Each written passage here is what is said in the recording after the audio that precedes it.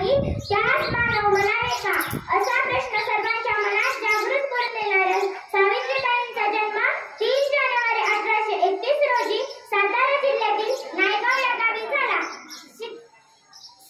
सावित्रीबाई फुले ह्या भारताच्या पहिल्या महिला शिक्षिका होत्या. त्यांनी त्यांचे आयुष्य शिक्षण प्रसार व समाज सुधारणेच्या कामात व्यतीत केले. सावित्रीबाईंच्या आईचे नाव लक्ष्मीबाई व वडिलांचे नाव खंडोजी नवसे पाटील असे होते. 1840 रोजी त्यांचा विवाह ज्योतिरावांशी झाला. तेव्हा त्यांचे वय अवघे 9 वर्ष होते व ज्योतिरावांचे वय 13 वर्ष होते. स्त्रियांना दुय्यम दर्जा देणाऱ्या समाज सुधारणेला व्यवस्थेला न जुमानता त्यांनी स्त्री मुक्ती व स्त्री शिक्षणाचा पाया रचला. 1848 रोजी त्यांनी पहिली मुलींची शाळा सुरू केली. स्त्रियांनी शिकणे व शिकवणे हे धर्माला अनुसार नव्हते, तरी अशा लोकांनी त्यांना कठोर विरोध केला.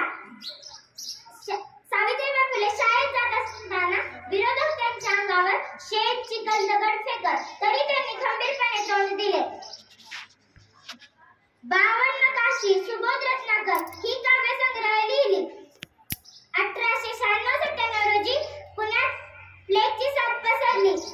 सावित्रीबाई फुले प्लेगच्या रोग्यांची शुश्रूषा करत असताना